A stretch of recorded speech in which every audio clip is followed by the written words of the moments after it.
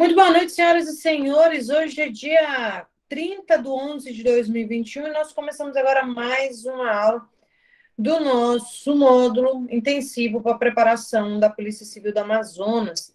Hoje nós vamos para o nosso segundo encontro de Direito Penal, onde nós vamos trabalhar a disciplina de Direito Penal, né? Nós trabalhamos na última aula a parte toda relacionada à ilicitude. Foi muito bom, porque nós começamos ilicitude e nós finalizamos ilicitude no nosso encontro, tá? E agora nós vamos entrar na parte relacionada à culpabilidade, tá, pessoal? É interessante que vocês já vão colocando no cronograma de vocês o que vocês já viram, para vocês passarem a realizar a sua revisão. Revisar em cima do material, em cima das suas anotações, em cima da prática da resolução de exercícios. Então, acostume-se aí no site do Que Concursos ou qualquer outra plataforma que você escolha para você trabalhar essa disciplina, né? De resolver questões. Beleza? Muito bem, pessoal. Olha só. Trazendo aqui para nós a culpabilidade, está aqui na tela dos senhores. Nós vamos trabalhar aqui, então, a culpabilidade. Antes de nós entrarmos, né, na evolução da culpabilidade dentro das teorias que tratam sobre isso, a gente tem que entender o seguinte. Lembrando, mais uma vez, vou vir lá para o final, eu sempre vou bater nessa tecla que nós precisamos saber o seguinte. Primeiro, que o crime ele é formado por 3 substratos. O primeiro substrato é o fato típico. É o fato típico. O segundo substrato é a ilicitude, que pode ser chamada também de antijuridicidade. Não se esqueçam disso. E a culpabilidade. Certo? Bom, quando a gente estuda lá no fato típico, vamos lembrar, o que nós estudamos? A gente estuda a conduta, nós estudamos o resultado desta conduta, nós estudamos o nexo causal entre a conduta e o resultado, e nós entramos também aqui na tipicidade. Perfeito? Muito do que nós vamos tratar hoje, nós vamos tratar um pouco aqui relacionado ao que nós temos na conduta, tá, pessoal? Também. Na ilicitude, pessoal, a gente não estuda a ilicitude em si. Nós estudamos, pessoal, aquilo que vai excluir a ilicitude. Lembra que nós vimos que existe uma relação, para quem assistiu a aula de sábado pela manhã, quem não assistiu, assista a gravação. Eu vou tentar ao máximo, dentro de uma aula, tratar todo o assunto, que é para ficar fácil de você lembrar qual aula você tem que assistir e o assunto não ficar picado, né? Quando a gente tratou aqui a relação entre o fato típico e a ilicitude, nós vimos que nós temos a teoria da indiciariedade, lembram disso? Também chamada de teoria da ratio cognoscendi. O que significa isso? Que quando nós nos deparamos com algo que forma o fato típico, ou seja, o agente teve uma conduta, aquilo que dentro do que nós consideramos, dentro daquilo do que o direito considera como conduta, ele realizou, nós temos o resultado, tanto o resultado jurídico quanto o resultado naturalístico. Nós temos o nexo causal, que é o liame subjetivo entre, né, a conduta e o resultado, e a tipicidade. Muito bem. Quando nós verificamos que tudo isso acontece, então vamos ver, o João dá uma facada em José. O que o João fez? A conduta, a ação de dar a facada. Beleza, quanto à conduta, show. Resultado, morte do José. Nexo causal da morte do José foi a facada. Então, a gente trabalha aquele processo hipotético de Tirren, né? Vamos tirar a ação e vamos ver o que acontece lá no resultado. O resultado sumiu, quer dizer que a ação é causa do resultado, tá? E nós vamos também tratar sobre isso, tá? Eu resolvi tratar a parte final do crime para depois nós entrarmos no fato típico, porque o fato típico requer um aprofundamento maior, né? E temos a tipicidade. É um fato relevante? E, além de ser um fato relevante, é algo que está previsto dentro do ordenamento jurídico. Perfeito? Quando a gente trabalha isso, pessoal, a gente vê o seguinte, temos o fato típico. Mas será que nós ainda estamos diante de um crime? Para ser o crime, eu preciso que ele também seja antijurídico. E para ser antijurídico, pessoal, nós não podemos ter as causas que excluem essa antijuridicidade. Nós não podemos ter as justificantes. O que seria isso? É como se eu falasse o seguinte: olha, realmente eu bati na Pâmela, mas tem uma justificativa. Eu bati para poder salvar alguém que ela estava batendo. Ah, tá, legítima defesa de terceiro. Então, as causas excludentes de ilicitude nada mais são do que uma justificação, uma justificativa daquilo que você cometeu e que, no primeiro momento, parece ser errado. Por isso que nós temos que, quando nós nos deparamos com um fato típico formado, nós temos indícios de que ele é ilícito, porque ele tem essa aparência da contravenção à lei. Só que nem sempre assim não é. Então, as estudantes de ilicitude são causas justificantes. É aquele, olha, eu realmente fiz, mas eu tenho uma justificativa para fazer isso, tá? E ao fazer isso, nós nos deparamos, né, com aquilo que nós estudamos na última aula, que eu convido você, inclusive, a rever esta aula. Muito bem. Então, nós estamos diante de um fato típico, estamos diante, vamos lá, diante de um fato ilícito, ou seja, não tem justificativa para o que você fez, você matou porque vocês estavam, enfim, você matou porque você quis, tá? Vamos lá. Então, estudante de ilicitude, não estamos diante de legítima defesa, não é estado de necessidade, não é exercício regular de direito, estrito cumprimento do dever legal, não é nada disso. Tenho fato típico, tenho a ilicitude. Quando eu me deparo com isso, pessoal, eu preciso entrar dentro da culpabilidade. Ao entrar dentro da culpabilidade, pessoal, nós vamos ter a culpabilidade como um juízo de reprovação.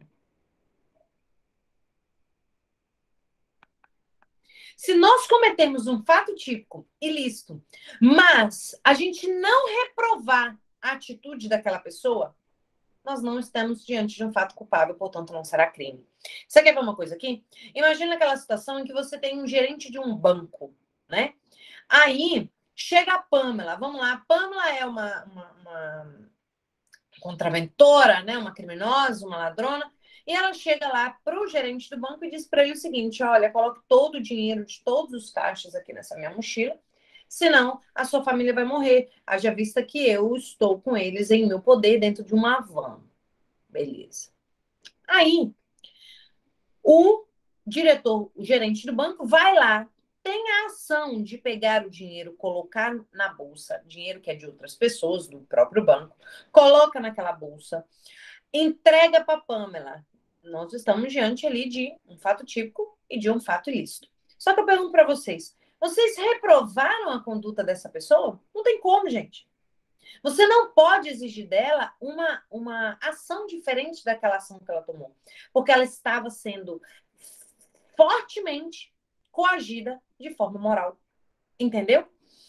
Ela estava sofrendo uma coação, que era uma coação moral, porque ninguém pegou na mão dela nada, mas uma coação moral irresistível, não tinha como resistir àquilo ali, entendeu? Porque até então era minha família. Então eu preciso que, ao cometer um fato típico, considerando esse fato ilícito, eu preciso trazer para dentro disso tudo, desse cenário, um juízo de reprovação. E esse juízo de reprovação mora dentro da culpabilidade. E hoje é o tema da nossa aula. Perfeito? Então, olha só. Vocês não precisam fazer um print dessa tela, porque eu acredito que toda aula minha eu começo com essa tela. Não é isso? Nós vamos tratar agora, pessoal, da evolução da culpabilidade nas teorias do crime. Lembra que eu falei com vocês que nós íamos tratar sobre a conduta aqui novamente? Gente, olha, em nenhuma aula minha eu vou trazer um assunto em que eu realmente não vai me aprofundar nele. Por quê? Como eu disse na nossa primeira aula, no nosso primeiro encontro desse primeiro módulo que nós estamos fazendo, a prova da Polícia Civil do Amazonas será uma prova que vai te cobrar um aprofundamento. Vocês vão ver que as pessoas que são formadas em qualquer outra área que não o direito, que vão disputar o cargo de investigador, escrivão, vão disputar com pessoas que têm formação em direito e que estão estudando para o cargo de delegado. Entendeu? Então, o nível de aprofundamento dessas disciplinas também serão muito grandes. Então, nós vamos trabalhar aqui como se eu estivesse trabalhando com uma turma que vai precisar de um aprofundamento um pouco maior. Então, olha só, quando a gente trabalha a evolução da culpabilidade, eu preciso saber como a culpabilidade foi formada durante os anos, né? Então, para isso, pessoal, 3 teorias que são as principais teorias são as que nós vamos trabalhar agora. Nós vamos ter aqui, olha só, a primeira, pessoal, nós vamos trabalhar as teorias da culpabilidade. Então, eu vou até trazer aqui para os senhores, né? Aqui a teoria causalista.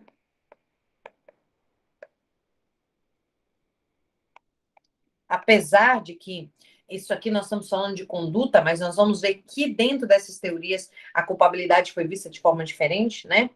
Nós vamos ter aqui a teoria também causalista, pode ser chamada de clássica, ok? Esse juízo de reprovabilidade da conduta foi visto de uma maneira pelos clássicos, pelos causalistas. Nós vamos ter aqui a teoria neocantista. E nós vamos ter aqui, importante, a teoria finalista. Professora, mas aqui nós estamos trazendo, né, aquilo que nós vamos chamar da conduta, isso, né? Lá dentro do fato típico, sim. Mas essas teorias trazem a evolução da culpabilidade dentro delas. Porque nós vamos ter aqui, só para vocês terem uma ideia, vou até trocar de cor para não bagunçar. Nós vamos ter aqui, então, uma culpabilidade vista, uma culpabilidade chamada teoria psicológica da culpabilidade. Nós vamos ver uma por uma, tá? Só vou aqui para a gente poder ter um panorama geral. Nós vamos ter aqui a teoria psicológico normativa. Nós vamos nos deparar ainda com a teoria extremada da culpabilidade.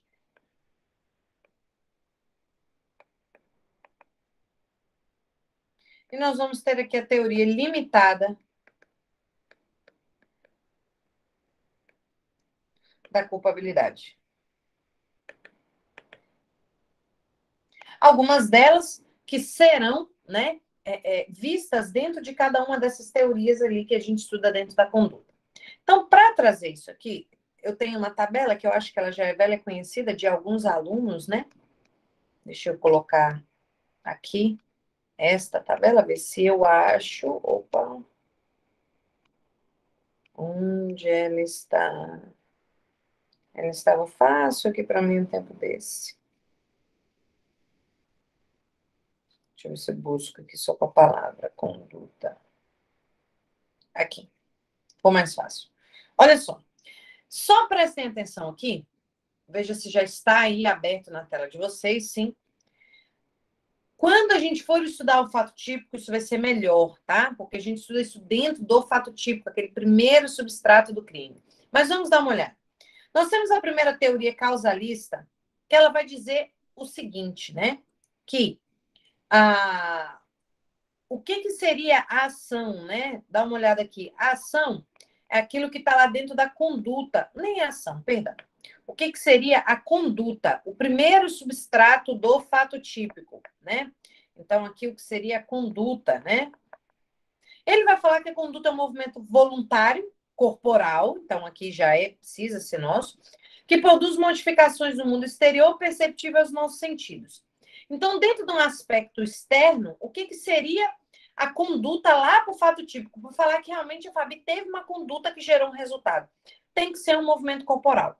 Mas aqui, pessoal, o que ele traz, né? Ele não traz dentro do fato típico, dentro da própria conduta, uma análise para saber qual seria a vontade do agente. Simplesmente, eu dou um tapa em alguém para a teoria clássica, quer dizer que eu já estou cometendo uma conduta. Mas pode ser que esse tapa tenha se realizado através de um movimento reflexo. Pode ser que esse tapa tenha sido forçado por alguém. Só que para os clássicos seria considerado conduta, Porque é um movimento corporal voluntário. Vamos lá, se alguém tivesse me segurado, talvez não, né? Para os clássicos. Mas até, enfim, eu esbarrar, fazer alguma coisa, seria uma conduta. O que isso tem a ver com a culpabilidade? Bom, quando a gente trabalha a teoria finalista, que nós vamos ver daqui a pouco, ele vai falar o seguinte: não tem como eu simplesmente falar que a minha ação, a minha conduta vai ser um movimento corporal. Todo movimento corporal, toda situação, toda ação, missão tem que estar voltada a uma finalidade. Aí os finalistas falam o seguinte: então a vontade está dentro da conduta? Sim, está dentro da conduta. Só que para os clássicos, a vontade do agente não está relacionada à finalidade do agente. A vontade não está realizada. Por quê? Eles entendem o seguinte, que a finalidade, e que é aquilo que eu vou tratar, que eu vou chamar de dolo e de culpa, porque se eu cometo um crime doloso, vamos lá, é porque eu tenho o ânimo voltado para a prática daquela situação, para a prática daquele delito. Confirma? Para os clássicos causalistas, atenção que isso é matéria da sua prova. A finalidade do agente na hora da prática de uma conduta não é verificada no fato típico. Ela vai ser verificada na culpabilidade. Porque dolo e culpa é um dos elementos da culpabilidade. Então, vou verificar o seguinte, primeiro. Eu vejo, teve movimento corporal voluntário? Teve. Mas e se esse movimento tivesse sido sem dolo e sem culpa? Não importa, para os clássicos, essa análise eu não vou fazer nesse momento. É como se os clássicos fossem aquelas pessoas que demorassem mais. Por quê?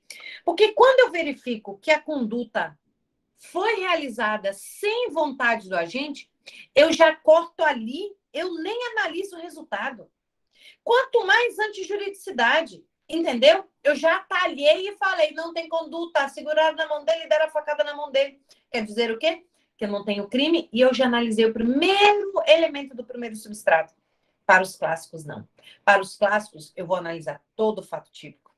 Eu vou analisar se tem ilicitude. E no final eu vou dizer, fato típico é ilícito. Mas não teve dolo, ou seja, não tem culpabilidade. Então, para os clássicos, a análise da finalidade, a análise da vontade, a análise do dolo e culpa se dá na culpabilidade, tá? Por isso que nós chamamos aqui um dolo de dolo psicológico. Na verdade, nós estamos diante aqui, pessoal, para a culpabilidade da teoria psicológica da culpabilidade. Ou seja, o que eu tenho aqui é a culpabilidade analisando a finalidade do agente, ou seja, o dolo e a culpa, ok? Guardem isso aí na memória dos senhores. Segunda teoria, pessoal, teoria neocantista. A teoria neocantista, pessoal, ela vem com essa visão um pouco, entre aspas, melhorada da teoria clássica, e ela já vai dizer o seguinte, olha só, que a conduta, lá aquela que nós estávamos analisando, não é só uma ação, mas um comportamento. Então, para os neocantistas, eu poderia cometer uma conduta por uma abstenção ou por uma ação. Por uma ação ou por uma omissão. Quanto a isso, beleza. Mas no campo da culpabilidade? No campo da culpabilidade, pessoal, ele fala, eu tenho que verificar se o cara é imputável, tá? Ele é imputável, se ele for imputável, tranquilo. Aí aqui ele traz um elemento muito bacana, que é a exigibilidade de conduta diversa. Ou seja, se a Pamela mata alguém porque essa pessoa teria xingado a ela, eu vou dizer assim, igual a Pamela, caramba, como é que tu mata essa pessoa? Não é... Eu teria exigido de você uma conduta diferente, pô. Simplesmente chegasse nela e falasse, olha, meu bem, não é bem assim, não precisamos brigar, não precisamos fazer isso, não é? Pois bem. Então, no momento, até para ter um juízo de reprovabilidade. Como que você faz uma coisa dessa? Entendeu? É como se eu estivesse exigindo de alguém que ela tivesse uma conduta diferente. Tudo bem quanto a isso. Só que ainda na culpabilidade, eu ainda tenho o dolo e a culpa. Só que o dolo, pessoal, vem com um quê diferente. ele tem uma consciência atual da ilicitude. Ou seja, para os neocantistas, eu continuo tendo um dolo psicológico. Por quê?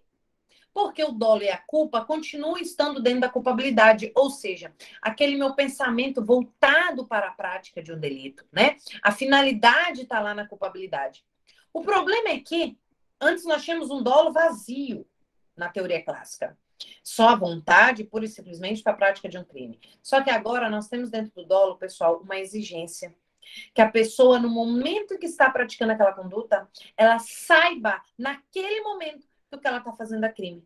Por isso que, para a teoria neocantista, o que nós temos aqui é uma teoria da psicológica normativa, ou seja, é a consciência de que está cometendo a conduta, né? Na verdade, é uma vontade, tem uma conduta voltada a uma finalidade, ok? Mas de um conhecimento da antinormatividade daquilo ali, da presença daquela circunstância como uma circunstância contrária ao direito. Então, aqui, né, nessa culpabilidade para os neocantistas, o que nós temos é uma culpabilidade, é uma teoria psicológica normativa. Psicológica por causa do dolo e normativa por causa da necessidade de ter uma atual, naquele momento, consciência da ilicitude. Perfeito? Eu estou me atendo somente à culpabilidade. Nós vamos voltar nessa tabela quando nós formos estudar no próximo módulo conduta, né, o fato típico. Olha só. Aí entra aqui para mim a teoria finalista. Para a teoria finalista, pessoal, já para a conduta, ele veio com uma roupagem diferente. Olha só. Já para a conduta, ele veio com uma roupagem diferente. Ele vem falar o seguinte, que a ação que está dentro da conduta é um ato de vontade, de querer, ou seja, toda a ação de alguém é voltada a uma finalidade. Aí eu pergunto aos senhores, o que nós tínhamos na teoria clássica? O que nós tínhamos na teoria neocantista relacionada à finalidade? O dolo e a culpa. Só que os finalistas falaram o seguinte, eu não posso nem considerar a ação como sendo uma ação, a conduta como sendo uma conduta, se eu não tiver uma finalidade dentro dela. Sabe o que aconteceu aqui? Os finalistas tomaram o dolo e a culpa de dentro da culpabilidade para o fato típico. Então, agora nós não temos mais uma culpabilidade psicológica. O dolo não é mais um dolo psicológico. Para os causalistas, nós temos um dolo psicológico.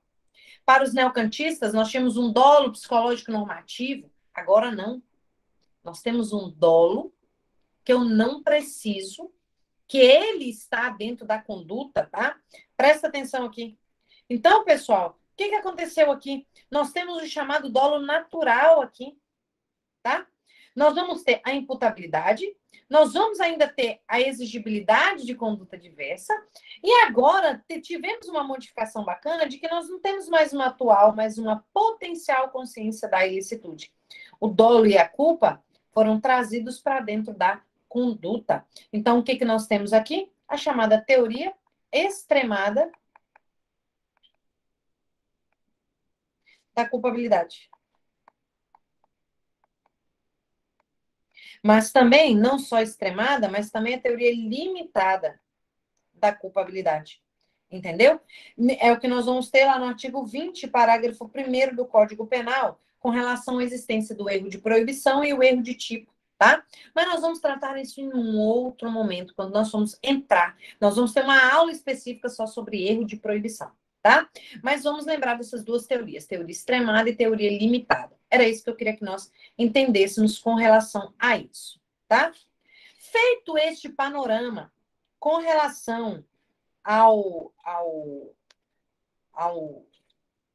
a culpabilidade, essa evolução dentro da culpabilidade, em que nós vimos dentro de cada uma das teorias, tanto da teoria clássica, voltou para vocês a tela aí ou tá ruim? Aqui no meu outro dispositivo ela parece um pouco embaçada. Como é que tá indo de vocês? Pamela, Jéssica. Prof, tá um pouco embaçado. Espera aí, então, que é só questão da internet. Vai já ficar bom. Vamos guardar um minutinho. Mas enquanto isso, vocês vão me ouvindo. Então, o que que acontece, né? Nós vimos aí, então, que nós temos, para cada uma das teorias, agora voltou, olha, teoria clássica, nós vamos ter uma culpabilidade psicológica, uma teoria psicológica da culpabilidade, o dolo está lá dentro. Na teoria neocantistas, dentro da culpabilidade, nós vamos ter um dolo também, só que esse dolo agora é um dolo normativo, por isso teoria psicológica normativa. E dentro da teoria finalista, nós vamos ter as duas teorias, tanto a teoria extremada quanto a teoria limitada. E aí nós vamos ver o que cada uma dessas teorias, mas não nesse momento, vão tratar. Então, é importante que nós tenhamos esta consciência com relação a isso. Perfeito? Bom, vamos entrar aqui mesmo, pessoal, nos elementos da culpabilidade. Nós vimos, por exemplo, lá na ilicitude, que nós tínhamos as causas excludentes da ilicitude, né? E nós temos também agora os elementos da culpabilidade, aquilo que a gente estuda na culpabilidade. Lá na ilicitude eram requisitos muito independentes, né? Ou eu excluo, eu não vou me, dificilmente eu vou me deparar numa mesma situação, legítima defesa, estado de necessidade, enfim, são circunstâncias independentes que nós estudamos. Mas aqui, para que eu forme a culpabilidade, nós temos que ter esses três elementos, que é a imputabilidade, a exigibilidade de conduta diversa e a potencial consciência da ilicitude. E é o que nós vamos passar a estudar agora. O primeiro elemento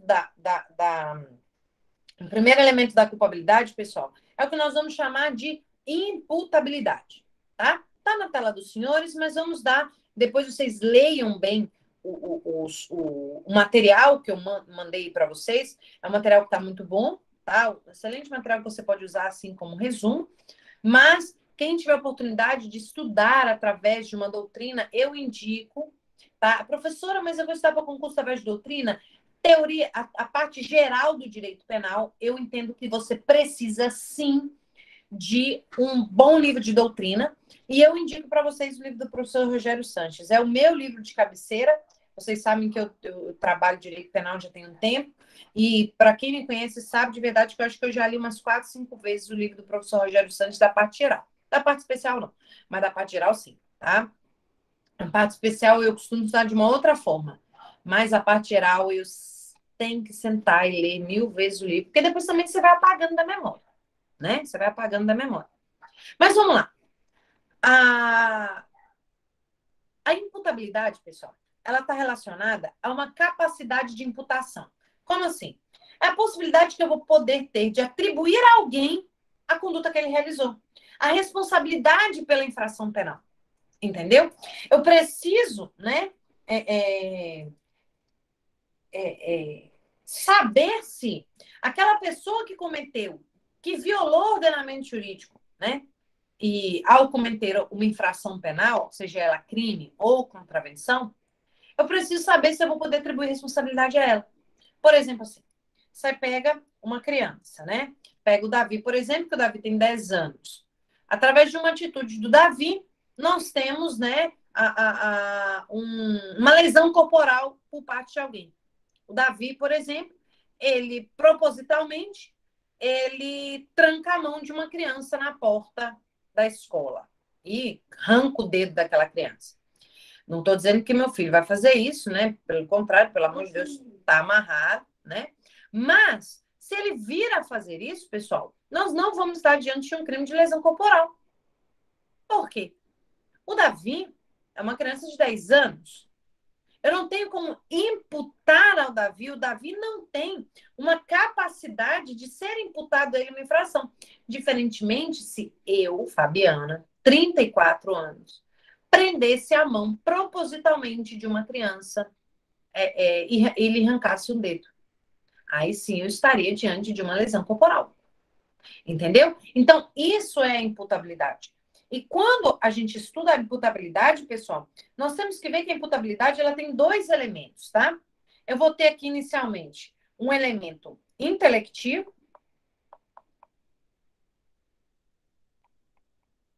e eu vou ter aqui um elemento volitivo.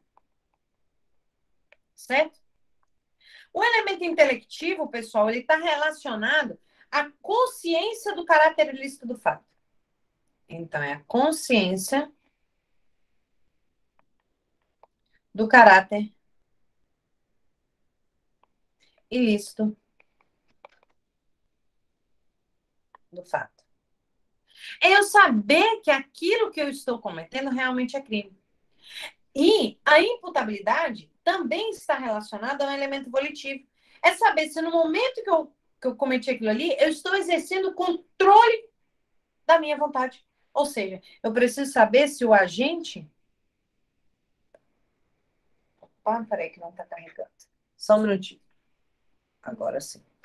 Se o agente ele tem o domínio, se ele domina a sua vontade. É isso que nós vamos verificar quando a gente trata na situação relacionada à imputabilidade. Então, olha só, aqui nós temos, dá uma olhada. Aqui. A imputabilidade, olha o primeiro quadro que você tem aí no seu material, não sei se deu tempo de você imprimir, ou se você coloca numa página maior no computador, ou se você só vê na tela, ou se você nem abre, não sei. Do jeito que não, essa turma aqui é diferenciada, né? É um pessoal que investe mesmo para estudar e para ter o tempo. Olha só. Então, a imputabilidade consiste na capacidade de ser culpável, de imputar a responsabilidade.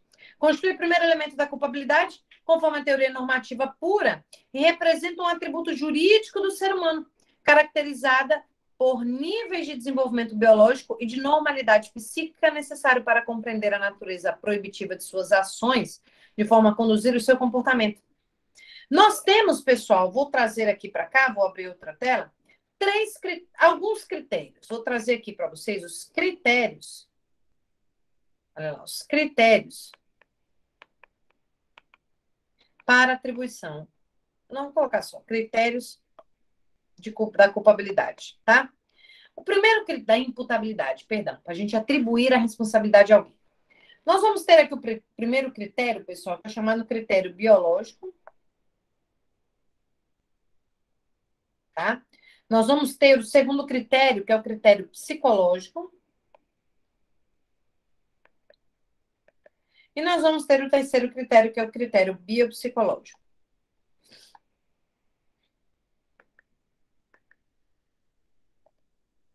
Ok?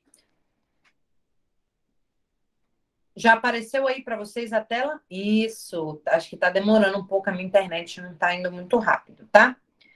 Bom, quando a gente vai verificar se a pessoa é possível atribuir a ela uma situação relacionada à sua imputabilidade, se eu posso imputar para ela uma responsabilidade, para o primeiro critério, que é o critério biológico, eu vou avaliar uma única coisa. Eu vou avaliar só o desenvolvimento mental do agente. Então, só se avalia o desenvolvimento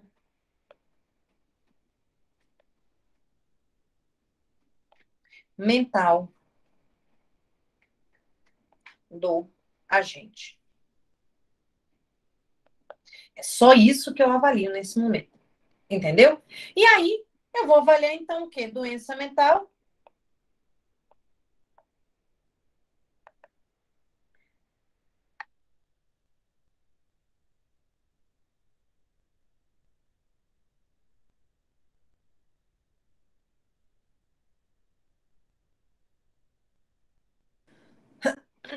Olha só, perdão, pessoal.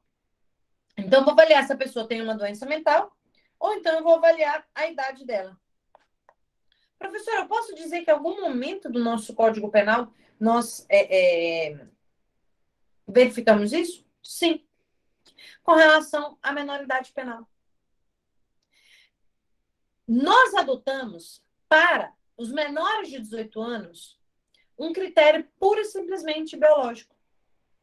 Por isso, pessoal, que a gente não pode, né, falar o seguinte: olha, eu acho, ou você pode falar o que você quiser, mas eu estou te explicando. Que, por exemplo, a pessoa pergunta assim para mim: e aí, a favor ou não da redução da maioridade penal? Gente, eu tenho argumentos contra e argumentos a favor. Para todo mundo, quase que 100% das pessoas que que são a favor da redução, vai dizer o seguinte: eu sou a favor da redução porque uma pessoa com menos de 18 anos é plenamente capaz de entender o caráter ilícito da sua conduta. Só que eu vou te dizer uma coisa: o nosso ordenamento jurídico, ele foi muito claro ao dizer que o menor de 18 anos não responderá por crime e vai responder na legislação especial, que seria o quê? O ECA, entendeu? Ele não traz uma situação em que ele fala que a pessoa não tem capacidade. Não. O legislador, pura e simplesmente, escolheu uma idade, entendeu? E trouxe um critério de vulnerabilidade absoluta para isso. O menor de 18 não responde por crime. Não responde perante o que nós vamos ter lá no Código Penal. É isso que nós vamos ter. Nós adotamos, então, para eles um critério meramente biológico, idade. Nós não adotamos nada relacionado à sua possibilidade, capacidade de entendimento. Por isso que é um argumento que você não pode utilizar, porque não foi um argumento que foi utilizado assim. Não, o legislador não entendeu o seguinte: o menor de 18 não tem capacidade de entender o caráter da sua conduta. Ele falou: olha, ele até tem, só que eu escolhi essa idade. E pronto, Zé Fininho. Então, essa é a ideia, tá? Para o critério psicológico, pessoal, ele não vai avaliar a idade. Ele não vai avaliar o desenvolvimento mental do agente. Ele vai avaliar só uma coisa. Ele vai avaliar só se no tempo da conduta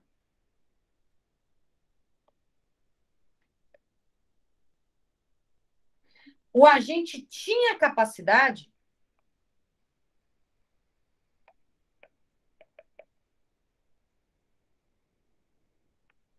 deita na cama, filho. Tinha capacidade e autodeterminação, independentemente da sua situação mental ou idade.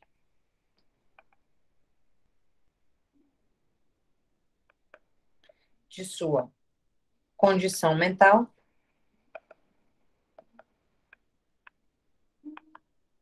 ou idade. Se nós tivéssemos adotado um critério psicológico, o menor de idade, sim, poderia ser atribuído, se fosse verificado que ele tinha plena capacidade de se autodeterminar. Ok? Então, pessoal, eu tenho que verificar isso. O critério psicológico, ele não está nem aí se o cara é menor de idade. Vamos lá. Ele tinha capacidade para entender? Tinha. Quando você tem 17, tá, sabe que isso é errado? Sabe, né? Então é crime, pronto. Ele tem uma doença mental, mas vamos lá, ele sabe que saber que isso era errado? Sim, saber que isso era errado, tá? E nós adotamos também o critério psicológico. Existe o critério psicológico, né? Aqui eu vou entender que o inimputável vai ser em razão tanto da sua condição mental, então, tanto a condição mental quanto a sua idade são avaliadas nesse momento.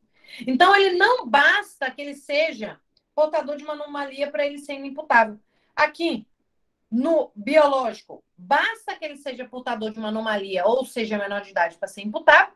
No 2, não precisa ser um portador de anomalia. E no 3, não basta ser portador de anomalia para ser considerado inimputável. Então, nós temos aqui um critério, os 3 critérios. Professora, o que nós adotamos? Vamos voltar aqui? Lá para o começo? Olha aqui. Nós adotamos, pessoal, o chamado critério biopsicológico como regra da imputabilidade penal.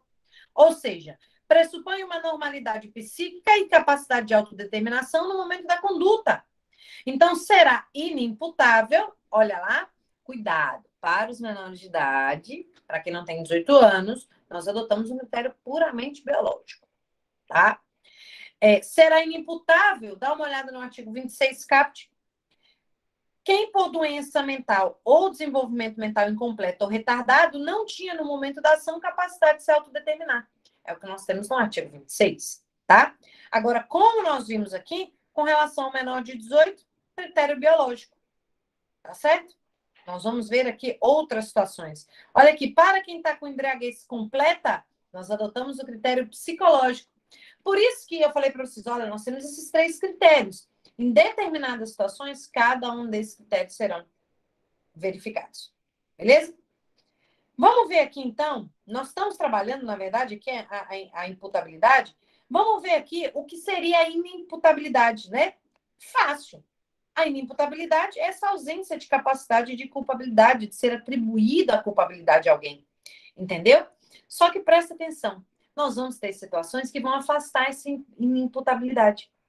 Por exemplo, nós afastando, se a gente afastar a imputabilidade, né? Eu digo afastar a imputabilidade e não atribuir para ele a responsabilidade, nós vamos eliminar a culpabilidade, né? Beleza, como elemento analítico do crime, do delito, e aí não vai ter crime. Professora, quais são essas hipóteses que excluem a imputabilidade, ou seja, as hipóteses que trazem a inimputabilidade? Nós vamos ter aqui hipóteses legais, né? Que nós vamos chamar das hipóteses diretas, que estão dentro do nosso ordenamento jurídico. Eu acredito que não tenha voltado para os senhores ainda a tela, né? Deixa eu ver aqui se voltou a tela para vocês. Deixa eu parar de transmitir e voltar de novo.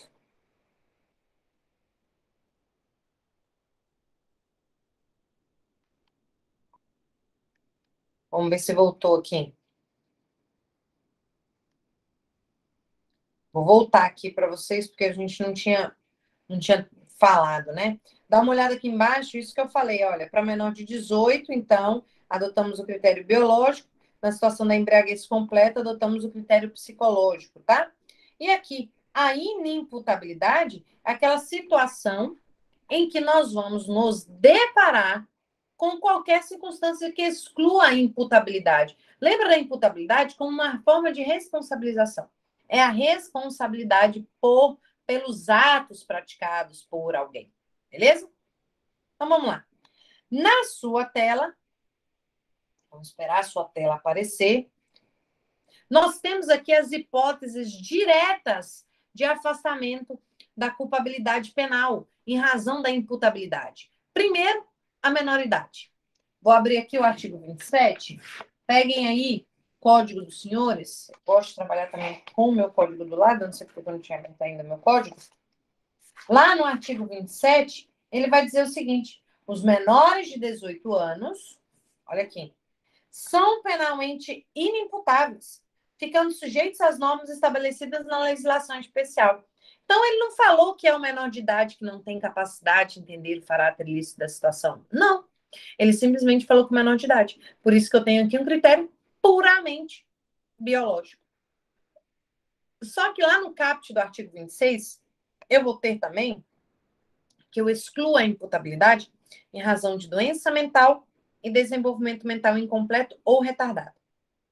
Ele vai dizer o seguinte, que a pessoa que tem uma doença mental ou um desenvolvimento mental incompleto ou retardado, se ele era ao tempo da ação ou da omissão, perdão, inteiramente incapaz. Então, é inimputável se essa pessoa que tem doença mental ou desenvolvimento mental incompleto ou retardado, ele era inteiramente incapaz, tá? Inteiramente incapaz de entender o caráter ilícito do fato. Então, a gente viu aqui que nós estamos diante de um critério biopsicológico. Além dela ter uma doença mental, ela tem que ser, no momento da ação ou da omissão dela, inteiramente incapaz de entender o caráter ilícito do fato. Entendeu? Aí, nessa situação aqui, o que é que nós vamos ter? Uma isenção de pena. Olha lá, que é o que eu tenho no CAPT. Então, aqui eu vou estar diante de isenção de pena. Lembra a isenção com inteiramente incapaz, tá? I mais I gera I, tá? Tentem lembrar disso. Vai ser isento de pena aquela pessoa que era inteiramente incapaz. Beleza? Porque nós vamos ver que às vezes a gente não é inteiramente incapaz. A gente só não é plenamente capaz. Tá? Outro critério, pessoal, que afasta a imputabilidade é o que eu tenho lá no artigo 28, parágrafo 1º, que seria a embriaguez completa. Mas cuidado, não é uma embriaguez que você se embriaga para cometer algo, para criar coragem de cometer algo. Não é essa embriaguez. Outra, também não é a embriaguez em que você vai lá de forma voluntária, enche o caneco e fica bêbado, dirige, mata alguém. Não é essa embriaguez, tá? É uma embriaguez proveniente de caso fortuito ou força maior. Se a pessoa ela está embriagada, tá? E a embriaguez se deve a caso fortuito ou força maior, aí nós vamos ter e vamos ter que ver também se ao tempo da ação ele era inteiramente incapaz de entender o caráter ilícito do fato. Beleza, vamos afastar.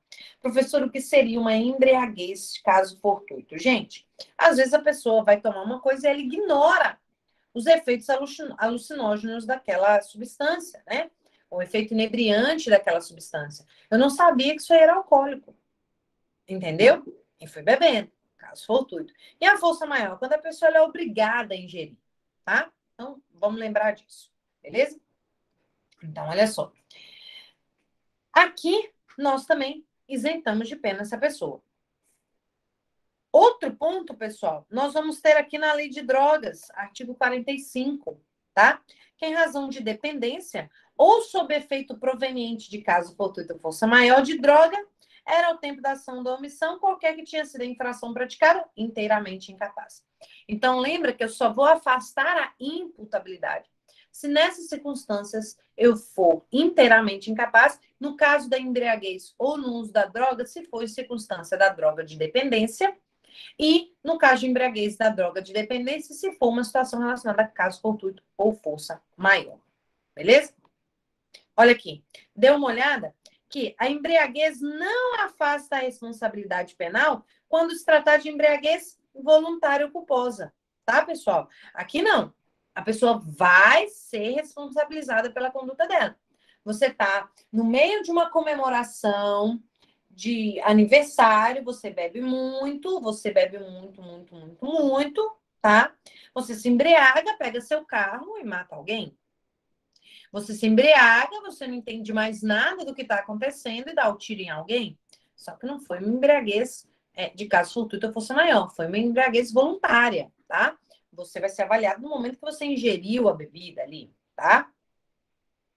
Muito bem.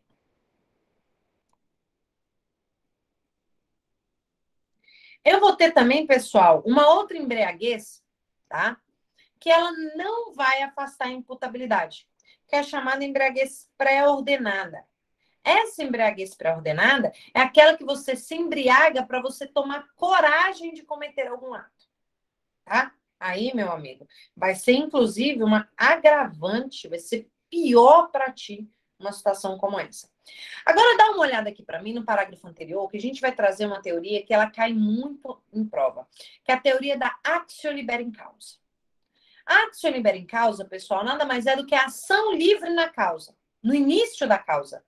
É por essas circunstâncias que a embriaguez voluntária ela não vai gerar uma isenção de pena.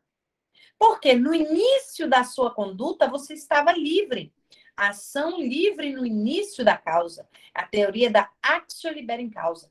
Nós não vamos analisar quando a pessoa tem uma embriaguez voluntária a sua autodeterminação no momento da ação.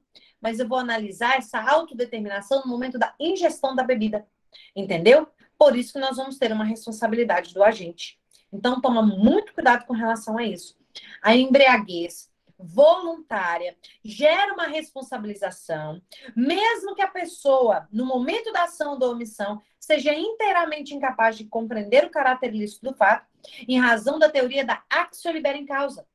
Eu vou avaliar o quê? A ação livre no começo da causa. Beleza? Tranquilo com relação a isso? Vamos a outro ponto. Eu terei também, pessoal, outras hipóteses que vão afastar a imputabilidade. Mas essas hipóteses aqui são hipóteses indiretas. Por serem hipóteses, pessoal, que não estão previstas legalmente, tá? A primeira hipótese seria uma embriaguez patológica.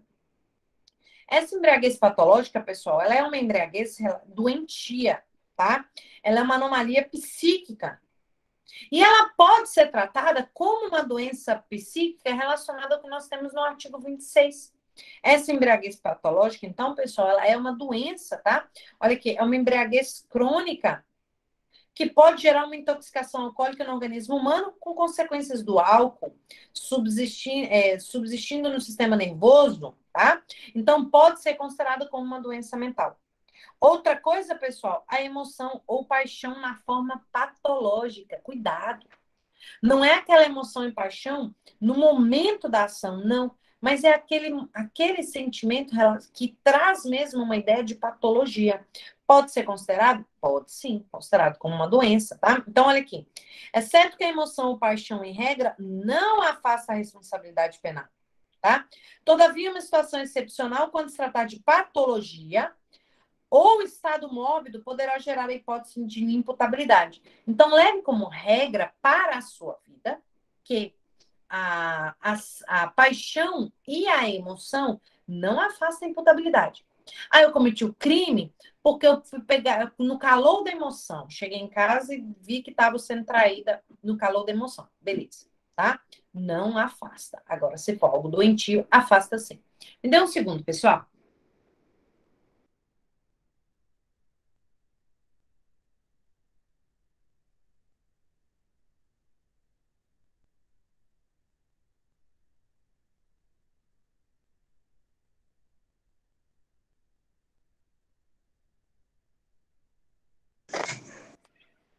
Vamos lá.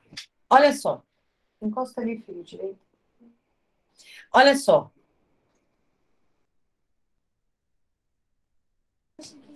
Continuando. A semi-imputabilidade.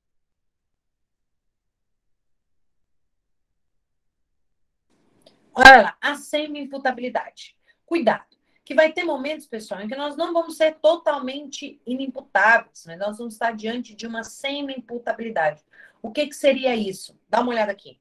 Quando a gente que praticou o justo é semi-imputável, ou portador de perturbação de saúde mental ou fronteiriço, né? Haverá condenação com incidência na causa de diminuição de pena prevista no artigo 26. A ideia da isenção de pena é somente se a pessoa era inteiramente incapaz e inimputável.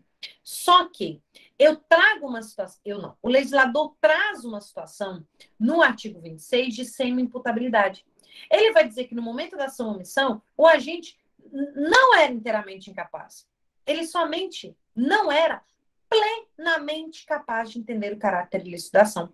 E quando a pessoa ela não é plenamente capaz, é diferente dela ser inteiramente incapaz.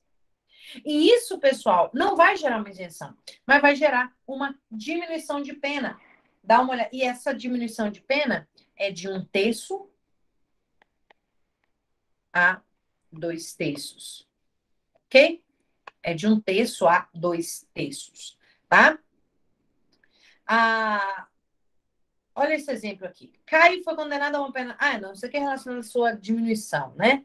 E eu posso também substituir por uma medida de segurança, enfim, tratamento ambulatorial, tá certo? Deixa eu ver o que mais aqui. Segundo tópico, saímos da imputabilidade e nós vamos avaliar, por exemplo, assim: olha, realmente a Pamela deu uma facada na Jéssica. Não foi legítima defesa. Vamos ver se a Pamela é imputável? Para eu saber se realmente eu posso atribuir responsabilidade para ela? Eu verifico que sim, que a Pamela é imputável. Agora eu vou verificar. Será que a Pamela tinha uma potencial consciência da ilicitude? Porque se ela não tiver, pode ter cometido fato típico, pode não ser ilícito, pode ser imputável, mas aí eu não vou atribuir responsabilidade, porque eu preciso que ela conheça isso, tá? Então, dá uma olhada. A ideia da potencial consciência da ilicitude, pessoal, é a possibilidade que o agente que cometeu o crime, que cometeu aquele fato típico, ele tenha a possibilidade de saber que o fato, no momento que ele cometeu, é um fato delituoso. Eu não preciso que no momento ele saiba, mas que ele tenha uma potencial consciência, uma potencial consciência de que aquele fato é ilícito. Eu já dei vários exemplos como esse exemplos várias vezes, na verdade, mas eu vou dar ele novamente. A Pâmela tem uma vozinha dela que mora lá no interior de Santa Maria do Uruará. Não é isso? Chega lá, pessoal, a vozinha dela começa a fabricar açúcar, né? Beleza. Gente, a fabricação de açúcar caseiro, assim, sem autorização, é crime. Não pode ser fabricado. Só que vocês acham que a vozinha da Pâmela, morando a vida inteira naquele interior, sem nunca ter ido numa escola, analfabeta, ela tem uma potencial possibilidade de saber que aquilo ali era crime? Não, não é. Então, por mais que seja um fato típico, não tenha um amparo da excludente de licitude, ela seja imputável, ela não tem uma potencial consciência. Então, ela afasta a culpabilidade. Agora, a Pâmela é estudante de direito, porra. É formada em direito. Por mais que a Pâmela fala, Fabi, eu não sabia. Era a Pâmela que estava fazendo, tá? Fabi, eu juro, eu não sabia. Eu vou falar assim, Pâmela, beleza. Eu acredito em ti que tu não sabia. Mas você, por ser formada em direito, você tinha uma potencial consciência de que aquilo ali era crime. Então, eu vou atribuir sim esse fato a você, tá? Então, essa é a ideia, tá, pessoal? Tem que ter essa possibilidade de reconhecimento disto, tá? E as consequências do desconhecimento da ilicitude. A gente sabe que, e dentro dessa potencial, né? Aí, por exemplo, mesmo que a Pâmela tenha esse potencial consciência da ilicitude, qual seria a consequência dela não ter esse conhecimento? Ela deveria, ela poderia, mas ela não tinha. Mas qual a consequência disso? Olha aqui. Quando a gente, no caso concreto, acredita que sua. Opa! Acredita que sua conduta é lícita, quando na verdade era ilícita, ele incorre em algo que nós vamos chamar de erro de proibição. A Pâmela achava que a conduta dela era lícita, mas era ilícita. Erro de proibição, tá? Se for, afasta a culpabilidade se for inevitável. No caso da vozinha dela, era inevitável, excusável, entendeu? Vai afastar. Agora, no caso da Pâmela, não. No caso da Pâmela, era evitável. Então, só vai reduzir a pena dela, tá? Então, olha como está lá no artigo 21. O desconhecimento da lei é inexcusável. O erro sobre a licitude do fato, se inevitável, isenta a pena. A avó da Pâmela está isenta de pena. Agora, se não, se for evitável, só vai diminuir de 1/6 a 1/3. Então, no caso da Pâmela, eu até acho que realmente ela não sabia. Pobrezinha da Pâmela. Mas eu vou só reduzir a pena, tá? Eu posso ter. Nós vamos trabalhar numa aula, por isso que eu não quero, né, entrar muito no erro de proibição, mas só para saber aonde mora o erro de proibição. Ele mora dentro da culpabilidade, dentro da potencial consciência da ilicitude. Mas nós vamos trabalhar o erro de proibição direto em outro momento e também indireto. O erro de proibição indireto é eu achar que o que eu estou fazendo não é crime. E o erro de proibição indireto é eu saber que eu estou cometendo crime, mas que eu estou amparada por uma causa de exclusão da ilicitude. Por exemplo, uma pessoa lá no interior pega a mulher dele na cama com outra pessoa. O que ele fala? Mata a pessoa. Mata os dois. Ele sabe que é crime. Chega a polícia lá, fala para ele, não, realmente eu matei, eu sei que é crime e tal, mas vou te falar, eu não tenho que me prender, porque eu estou em legítima defesa da minha honra. Gente, ele está diante mesmo de um erro de proibição indireto, porque ele está em erro quanto às discriminantes. Ele acha que aquilo ali é uma discriminante, quando na verdade não é. Então, o erro não é na ilicitude, o erro é na discriminante. Por isso, o erro de proibição indireto, tá? E ainda, nós vamos ter aqui, né, o objeto da consciência da ilicitude.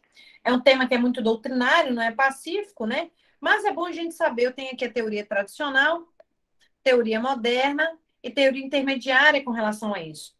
A teoria tradicional vem dizendo: a consciência da ilicitude diante das normas do ordenamento jurídico é como um todo entre o comportamento real e a ordem comunitária da comunidade na qual o leigo vive e que lhe permite compreender que a sua conduta ofende o ordenamento jurídico. A teoria moderna diz que a consciência da punibilidade do fato pelo direito, ou seja, de forma mais específica, o conhecimento da punibilidade do comportamento. E a teoria intermediária, o objeto da consciência da ilicitude corresponde à antijuridicidade, né? Quer dizer, ele já está misturando aqui os dois substratos. Enfim. Trabalhada a potencial consciência da ilicitude, eu verifico. Vamos lá. A Pamela matou alguém. Fato típico. Não tem causa de exclusão da ilicitude. Tranquilo. Continuo verificando. A Pamela é imputável. Ela tinha uma potencial consciência da ilicitude. Agora eu pergunto para os senhores. Será que eu tinha como exigir da Pamela uma conduta diferente da conduta que ela tomou? Olha só. Eu tinha como exigir da Pamela uma conduta diferente da conduta que ela tomou naquele momento? E aí, a gente verifica, então, o elemento da culpabilidade para eu poder fechar e saber se eu vou atribuir responsabilização para ela ou não. Então, olha só. O julgador avalia se o agente podia ou não agir de outro modo, como critério de reprovabilidade. Ao se referir ao conceito de culpabilidade, Welsing afirmou: excluíram-se do conceito da culpabilidade diversos elementos subjetivos psíquicos. Eu tirei o dolo e a culpa. E nele manteve unicamente o critério da reprovabilidade. Qual é essa ideia aqui, pessoal? A ideia é que, vamos ver um exemplo para vocês conseguirem enxergar essa exigibilidade. Volta lá no gerente do banco, que cometeu um fato típico que o fato dele era ilícito, que ele era imputável e ele tinha consciência de que o fato dele era crime. Mas vocês acham que o fato da família dele estar sequestrada, ameaçada de morte, vocês exigiriam dele uma conduta diferente? Espera lá, o dinheiro do banco é tão importante assim a ponto de eu colocar minha família na frente? Eu ia dizer o seguinte, olha, eu no lugar dele eu faria a mesma coisa. Se você diz que, mas dentro de um sistema de homem médio, né? Aquela coisa assim, cheguei, encontrei meu marido com outra, vou matar ele. Eu faria a mesma coisa. Não, não é isso. É dentro de uma sistemática, né? Dentro de uma normalidade e não de uma loucura para a gente não fazer besteira mesmo, tá? Então, olha só. A ideia é essa. Neste caso, a exigibilidade de conduta diversa foi afastada. E eu vou ter as circunstâncias que vai afastar a exigibilidade de conduta diversa. Entendeu? E eu vou ter quais circunstâncias, pessoal, com relação a isso? Eu vou ter a chamada coação moral irresistível, dá uma olhada aqui. A obediência hierárquica, atos de agente infiltrado na lei de organização criminosa. Tudo isso que a pessoa faz, mesmo que seja em coação moral irresistível, em obediência hierárquica, em atos de agente infiltrado, é fato típico, é ilícito. A pessoa é imputável e tem uma potencial consciência, mas você não pode exigir dela uma conduta diferente da conduta que ela tomou. Por isso que a pessoa não vai ter responsabilização. Olha só. A coação moral irresistível, pessoal. Artigo 22 do Código Penal. Dá uma olhada lá. Se o fato é cometido sob coação moral irresistível, aí já tem uma previsão legal. Só é punível o autor da coação. Então, olha só. No caso da Pamela, que entrou lá no banco com o gerente e falou com o gerente que se ele não entregasse o dinheiro, ele mataria as crianças dele, quem vai responder? A pessoa que fez a coação. Então, aquele roubo, só quem vai responder vai ser a Pamela e não o gerente. Então, olha aqui. Coação moral irresistível. É uma coação. Você está sendo coagido de forma moral e você não teve como resistir. Corresponde a uma situação fática de forte ameaça que impede o coagido de agir de outro modo, se vendo obrigado a praticar um crime contra um terceiro. A coação moral irresistível vai ser chamada de vis compulsiva. Não se confunde com a coação física irresistível, que é a vis absoluta. A coação moral irresistível afasta a culpabilidade. A coação física irresistível afasta a tipicidade, o fato típico, a conduta, tá? A irresistibilidade da coação. Olha lá. É necessário que a coação moral seja irresistível. Deve ser impossível de ser vencida. Gente, numa situação como essa, falou que vai fazer mal pro meu filho, você pode saber que eu vou fazer qualquer coisa. Mate a Pamela para matar. Pode saber, Pamela, nós somos amigas, tá? Mas você vai morrer. Entendeu? Porque eu não vou deixar ninguém fazer mal pro meu filho. Essa é a ideia de qualquer pessoa. E a obediência hierárquica? Na obediência hierárquica, vai acontecer a mesma coisa. Se numa situação relacionada à obediência hierárquica, não estamos falando aqui de temor reverencial, entendeu? Temos um reverencial, tipo assim, eu respeito muito meu pai, então vou fazer o que meu pai tá mandando. Não. Estamos falando de obediência hierárquica, estamos falando de um vínculo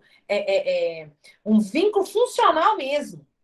Dentro do que a gente, lá dentro do vínculo administrativo, vínculo funcional mesmo. Na obediência hierárquica, aquela situação lá do tenente pro sargento, do sargento pro soldado, tá? E essa obediência hierárquica é apenas na relação funcional. Pode ser, porque eu respeito muito o meu amigo, eu respeito muito o padre da minha paróquia, o pastor da minha igreja, o que ele fizer, eu vou... Não, isso daí não vale como a causa de se afastar a imputabilidade, tá? Aqui, eu preciso sim que a pessoa tenha uma obrigação, primeiro, de cumprir as ordens desse superior. Então, por exemplo, o soldado tem a obrigação legal de cumprir a ordem do sargento, do tenente, do coronel, coitado, não é nem gente perto deles, né? E essa ordem, além de ser de um superior hierárquico, precisa ter uma aparência de legalidade. Ela não pode ser manifestamente ilegal. Ela tem que parecer legal. Porque se ela tiver um viés, eu falo, olha, vai lá e tira a carteira de dentro da bolsa da fulana. É o sargento pro soldado. O soldado vai fazer? Vai. Aquele furto vai poder falar que foi ele? Neste caso, como a ordem é manifestamente ilegal, vai responder os dois. Agora, se fosse uma ordem, olha, deixa esse envelope lá na mesa do fulano. Beleza, pegou aquele envelope. Quando foi lá, o envelope povo tem uma bomba. Coitado do soldado. Vai responder? Não, só a pessoa que mandou, que teve a ordem, tá? Vamos trabalhar aqui um pouquinho, então, questões de concurso com relação a isso, pessoal? Vamos lá, rapidinho. Dei uma levantada da cadeira. Alguém tem alguma dúvida com relação a isso? Ou tá tranquilo só aqui nas nossas explicações, né? Vamos ver como que isso pode cair em prova.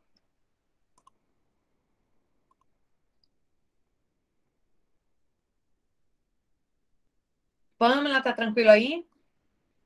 Beleza, prof. Show, show, show, show.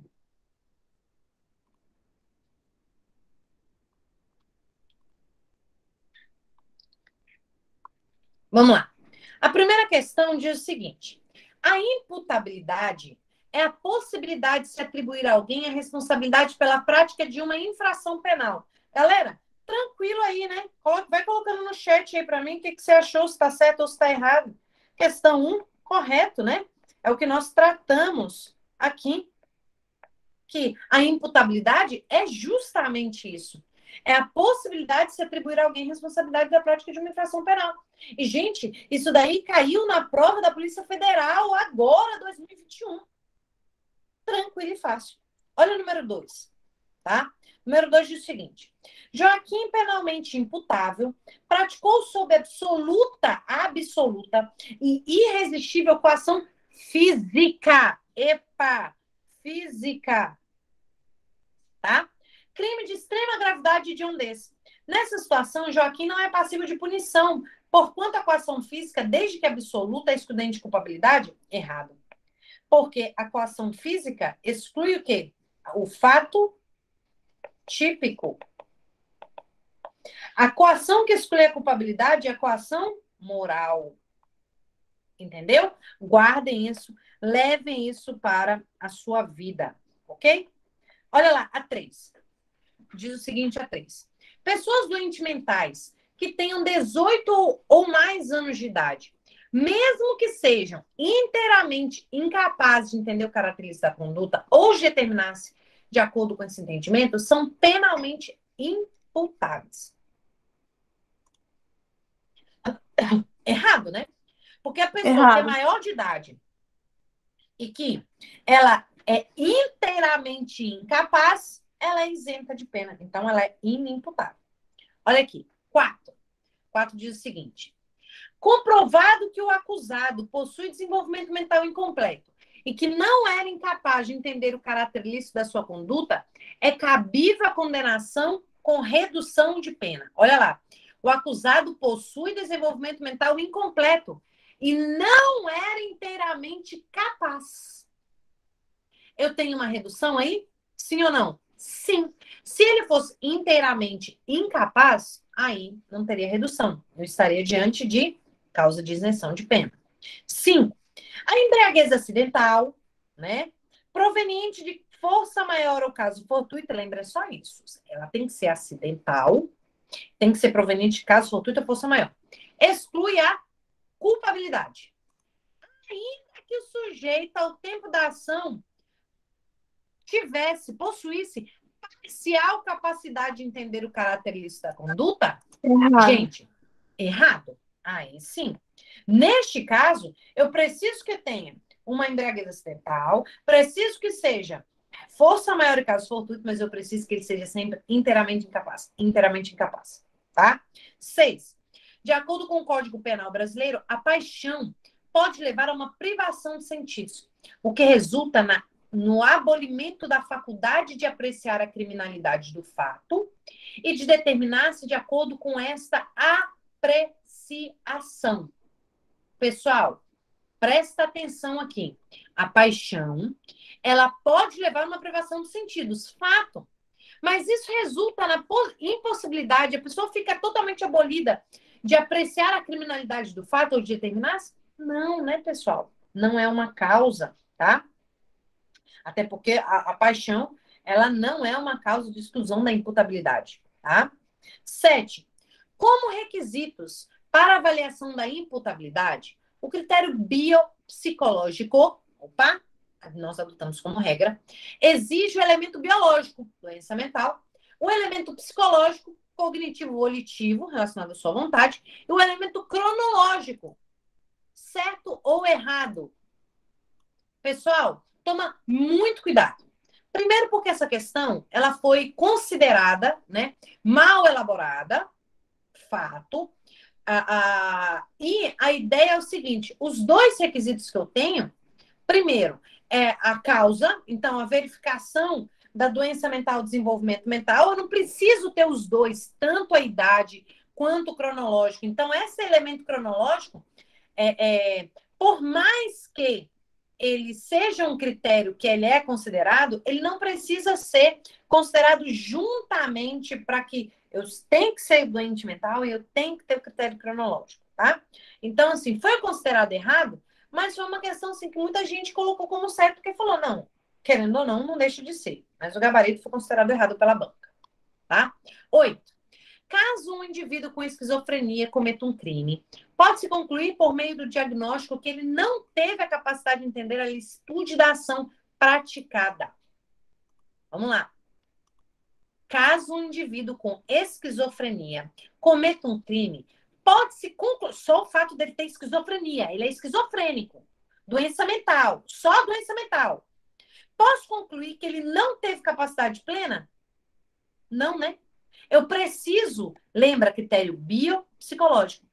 Eu preciso que ele tenha doença mental e que a doença mental por si só não é uma causa que vai afastar a possibilidade dele entender o caráter ilícito da ação. Não. Uma coisa não é consequência da outra. Uma coisa vai ser somatória com a outra para eu saber se ele pode ou não. Tá? Olha lá. 9. Diz o seguinte a 9. Para avaliação da imputabilidade penal, o Código Penal brasileiro adota o critério biopsicológico. Beleza, até aí. No que se refere à imputabilidade penal, a avaliação da imputabilidade é sempre retroativa. É sempre retroativa, ou seja, eu sempre vou avaliar o momento da ação. Eu sempre vou avaliar o momento da ação. O que ferrou aí, Pamela? Tá certo, pô. Ela é uma análise retroativa. Eu não vou avaliar no momento que ele está vivendo agora. Eu tenho que avaliar se no momento da ação ou da omissão ele era inteiramente incapaz de entender o caráter ilícito do fato. Porque ele pode chegar no dia da audiência, gente, e ele tá lá bonzinho. Não, o senhor sabe que mataram alguém em crime? Sim, eu sei. O senhor sabe que naquele momento que o senhor estava? Sim, eu sei. Mas no momento que eu estava, eu não sabia. Ah, tá. Análise retroativa. Precisamos pensar. É esse tipo de questão que eu acho que vai cair na nossa prova. Essa questão que vai pedir um pensamento. E outra coisa, já indico os senhores para vocês irem macetando, estudando jurisprudência, tá? A minha indicação é aquele livro verde da Juspodium, do Dizer o Direito. Eu tenho o meu já está mastigado, já tirei foto, já mandei, mas está todo riscado. Jurisprudência vai vir matando, tanto para todos os cargos. 10. Dia seguinte a 10. O Código Penal adota o sistema vicariante, que impede a aplicação cumulativa de pena e medida de segurança a agente semi-imputável e exige do juiz a decisão no momento de prolatar a sua sentença, entre a aplicação de uma pena com redução de 2/3 ou aplicação da medida de segurança da forma como for mais adequado para o caso concreto. Pessoal, isso aí é justamente a resposta correta, porque ele entende o seguinte, olha só, o inimputável, está lá no artigo 26, né? Ele pratica a infração, ele é absolvido. Não aplica a pena para ele, porque ausência do pressuposto, a culpabilidade. Beleza? Temos a possibilidade da absolvição imprópria lá no 386, inciso 6 do Código de Processo Penal. Beleza.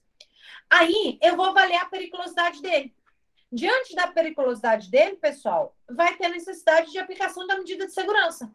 Então, nós estamos diante de uma sentença absolutória imprópria. Beleza. Ok? Só que tem uma súmula 422. E ele diz o seguinte: a absolvição criminal não prejudica a medida de segurança quando couber, ainda que importe a privação da liberdade. Isso daí é o que se fala. Agora, quando eu avalio o semi-imputável, artigo 26, parágrafo único, ou seja, a pessoa ela não tinha plena capacidade, mas não quer dizer que ela não era inteiramente incapaz, ele é responsável por um crime ou contravenção, a sentença ela é condenatória. Então, tem a presença da culpabilidade, entendeu? É diminuída? É. Autoriza a imposição da pena? Sim. Só que eu vou reduzir de 1/3 a 2/3, tá? Agora, se eu verifico que a pessoa é perigosa, tem a periculosidade, necessita de tratamento curativo, a pena reduzida vai ser substituída por medida de segurança. Entendeu?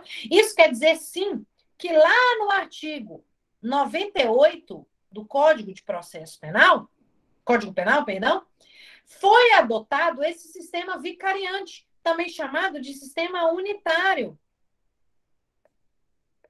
onde ele diz o seguinte: o semi-imputável, ou você aplica a redução, ou você aplica a medida de segurança. Você vai ter que verificar de acordo com o caso concreto. Então, essa 10 está linda, guarda ela lá naquele ponto do seu coração que você guarda só o que é importante, tá? 11.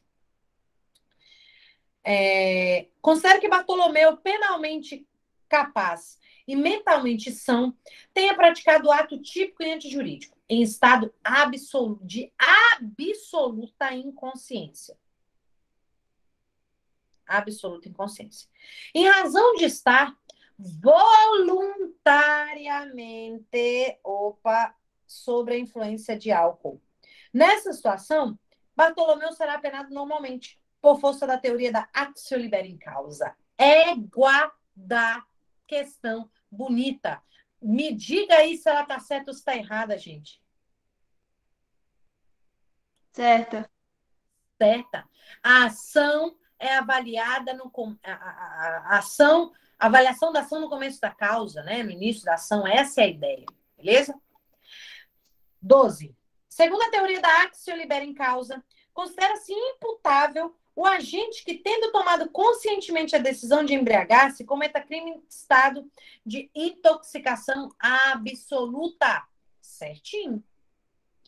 Ele falou actio libera in causa, responsabilidade penal objetiva,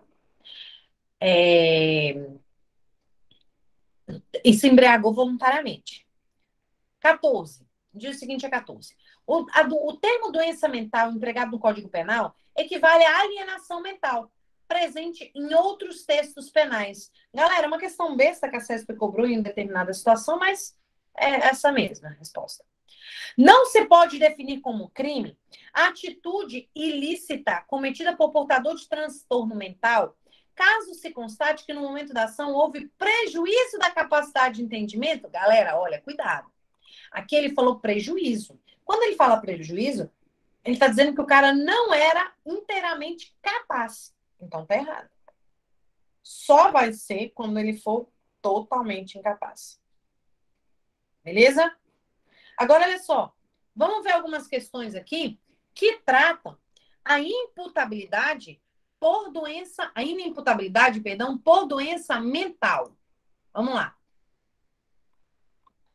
A gente tá indo assim, tema a tema, né? Que é para facilitar, né? A gente enxergar aqui. Bem, olha só. Primeira questão diz o seguinte. Pedro, com 21 anos de idade, e Paulo, com 21 anos de idade, foram denunciados pela prática de furto contra Ana. A defesa de Pedro alegou inimputabilidade.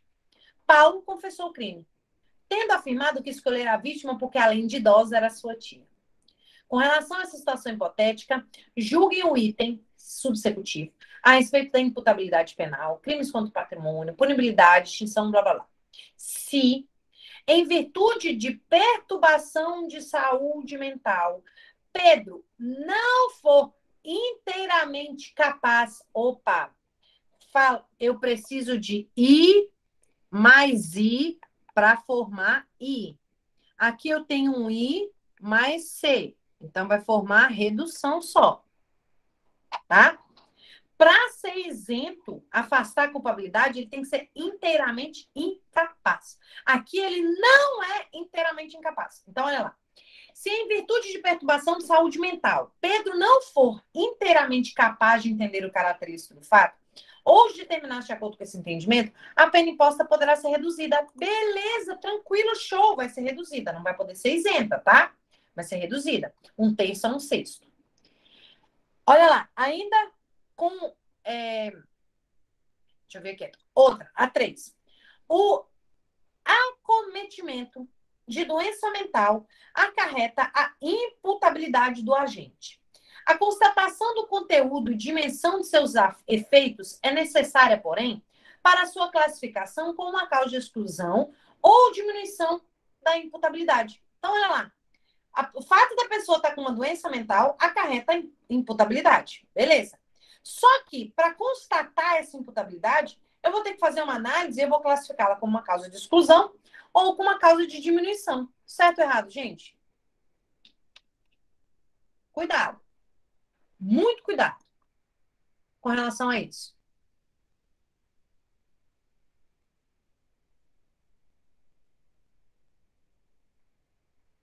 Olha lá, vou ler de novo, para não ter confusão que essa questão é uma armadilha. O acometimento de doença mental acometa a imputabilidade do agente? Para começar, o acometimento de doença mental não acarreta a imputabilidade. Porque eu não adoto um critério biológico, eu adoto um critério biopsicológico. Tá? Cuidado com relação a isso, tá? 4. Pessoas doentes mentais que tenham 18 anos ou que tenham 18 ou mais anos de idade, mesmo que sejam inteiramente incapazes. Desculpa. Já foi essa, eu acho. Essa aqui? Eu acho que não. Já foi anterior na outra, né? Ah, tá. Acho que é porque ele pode ir se repetindo, né? Então tá errada, né? Olha a 5. Vamos ver se a 5 já foi. Comprovado que o acusado possui desenvolvimento mental incompleto e que não era inteiramente capaz de entender, pode ser redução? Sim. Acho que algumas vão se repetir, Pamela. Olha aqui a 6. Caso o indivíduo com esquizofrenia cometa um crime, pode concluir por meio de diagnóstico que ele não teve capacidade? Não, não posso. A doença mental, o desenvolvimento mental incompleto ou retardado, por si só, afastam por completo a responsabilidade do agente? Não, né? Por si só, não. Porque eu adotei um critério biopsicológico. Daqui a pouco. O termo doença mental equivale, sim, vimos a mesma coisa. Isso daqui acho que eu repeti muito, né? Olha, 9.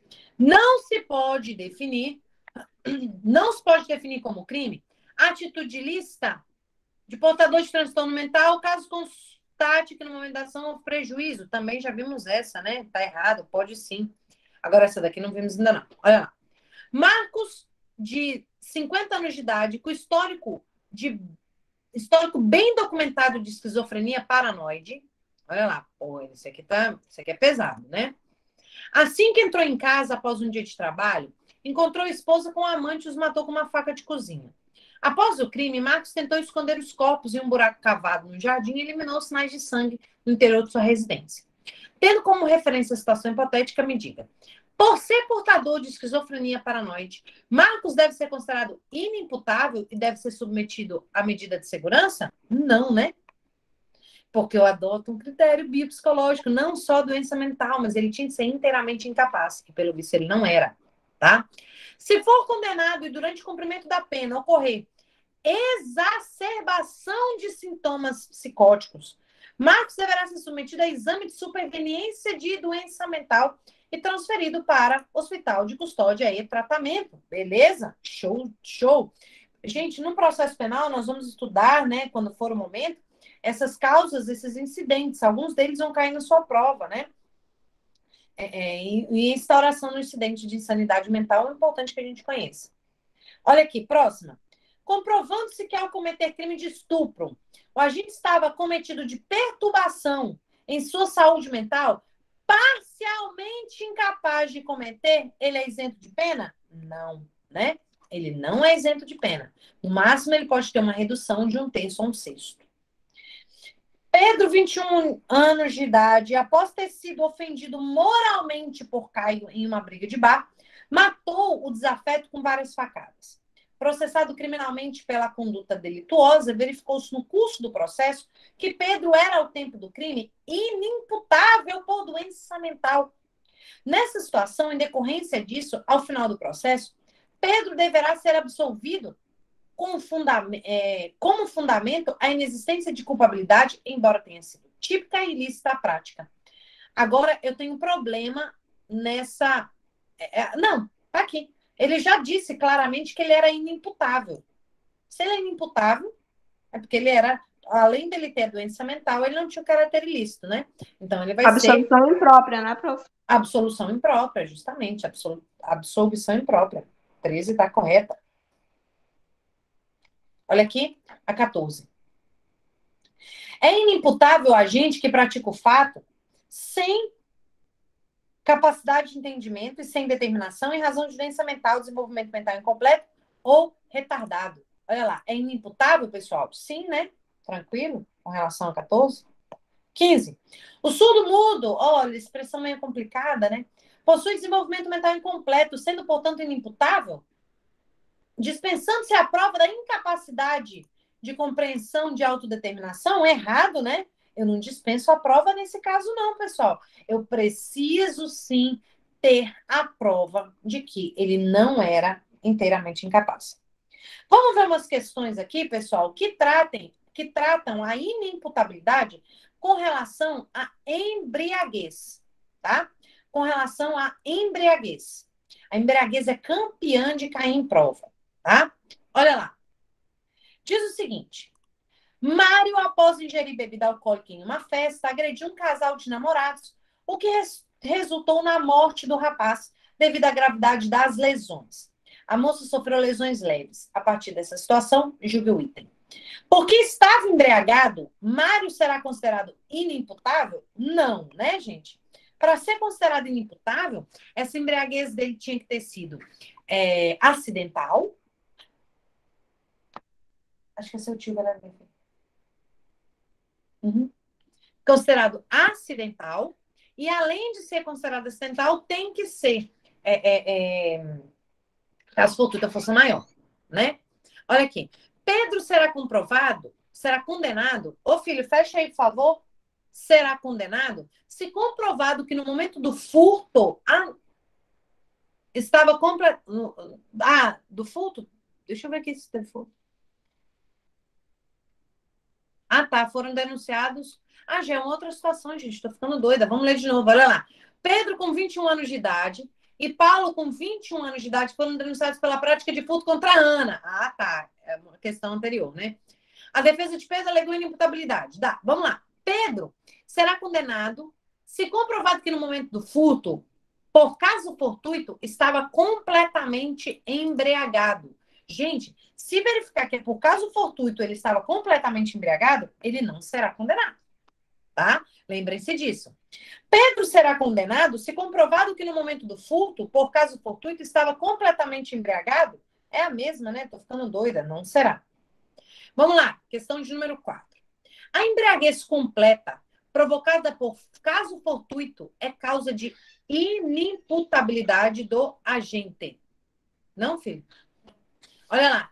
A embriaguez completa, provocada por caso fortuito, é causa de inimputabilidade do agente. Questão linda, né? Olha, 6. Diz o seguinte. Prof, mas essa não estaria incompleta?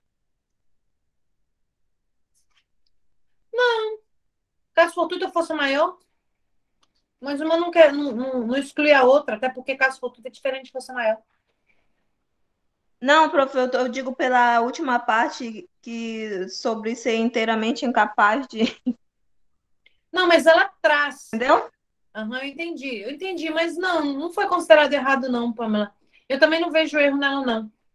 Mas poderia ter mais coisa, mas não torna ela errada.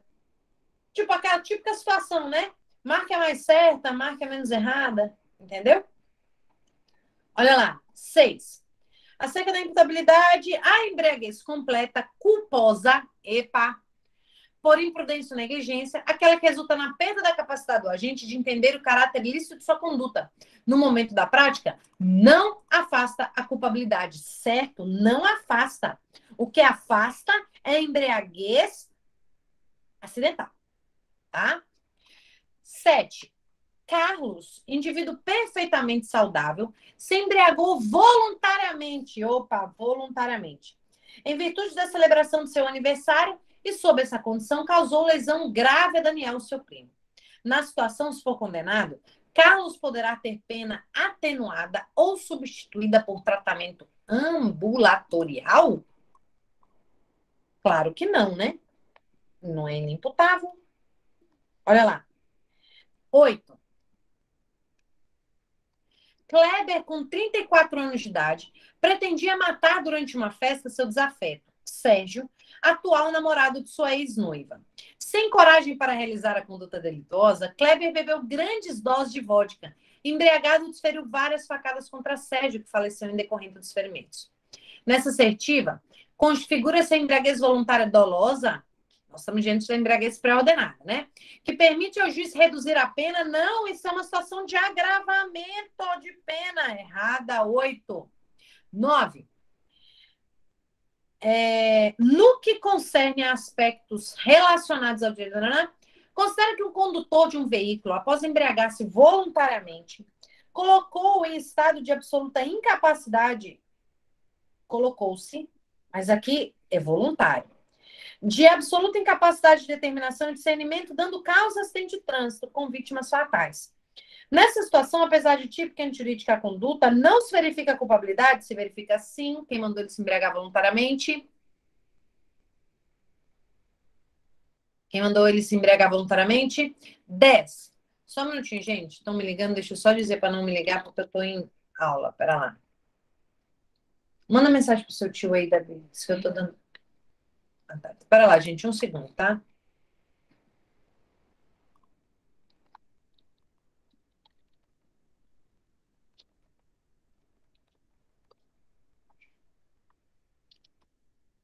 Olha lá.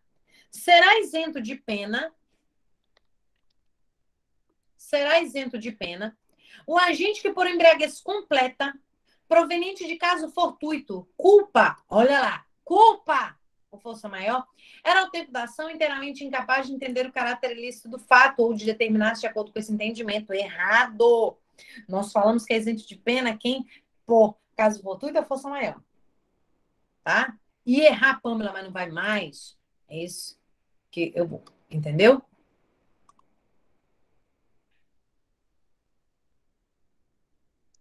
E, gente, meu irmão é muito sacana. Ele me manda uma mensagem para dizer que ele tá indo para Abu Dhabi.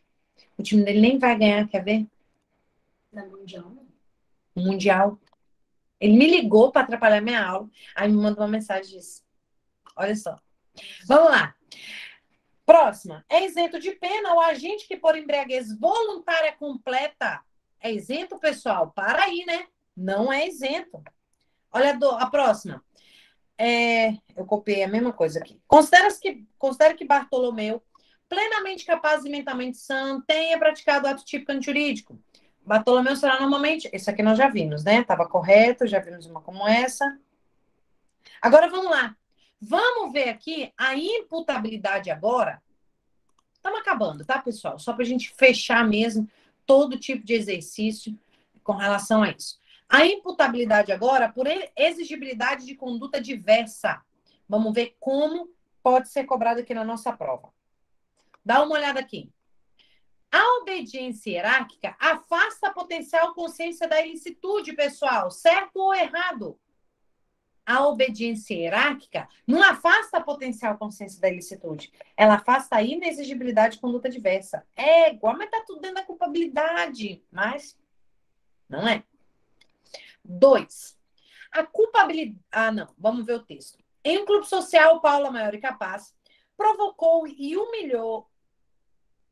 gente, eu não coloquei aí Vamos pular essa 2 aqui, porque eu não coloquei o texto aqui.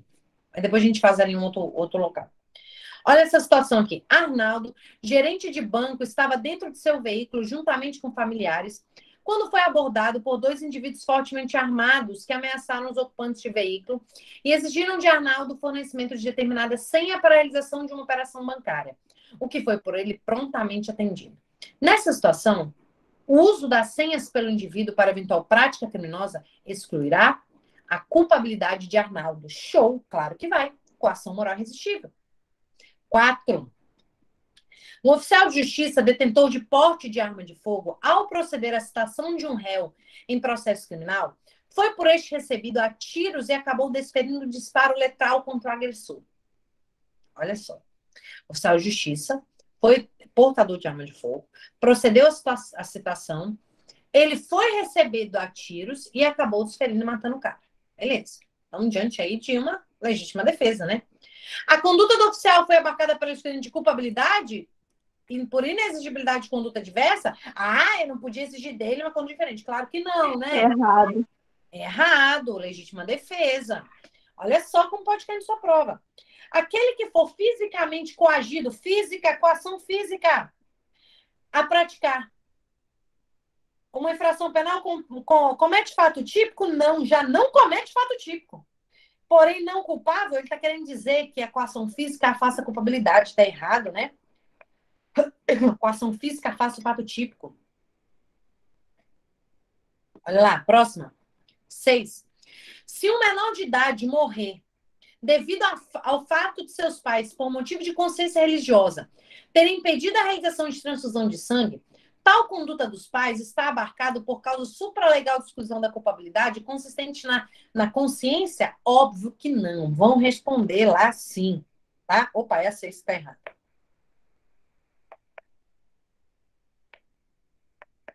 Tá? 7. Considere que o gerente de um banco, né? Cláudio, gerente de um banco, sob irresistível ameaça, sempre cai essa do gerente do banco, de morte, dirigiu-se à sua agência bancária, fora do horário de expediente, e de lá subtraiu vultosa quantia em dinheiro, entregue posteriormente ao autor da ameaça. Nessa situação, Cláudio praticou crime de furto. Sim, praticou. Mas será a pena atenuada? Não.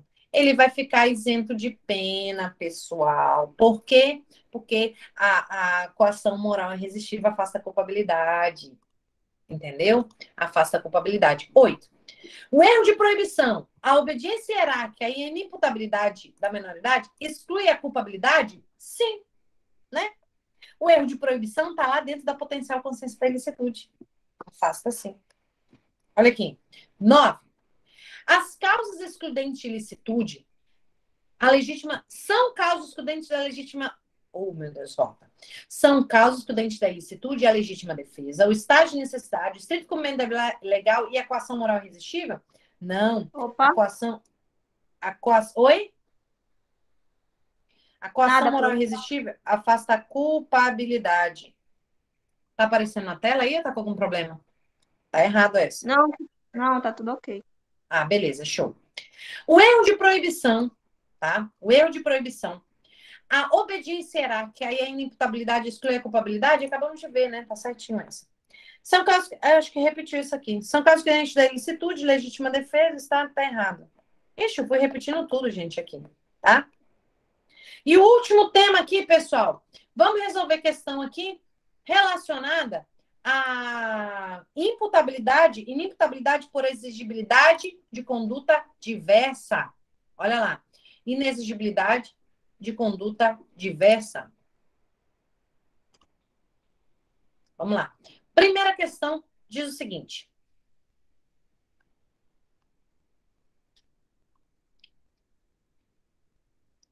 Olha lá.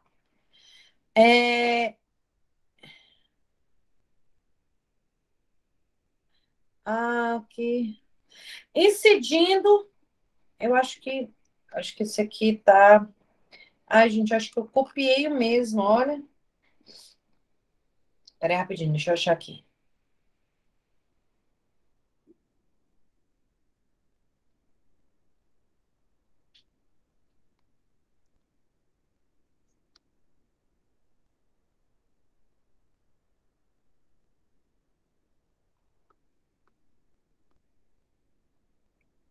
Na verdade, essa daqui que nós vamos fazer é a potencial consciência da ilicitude por erro de proibição, tá?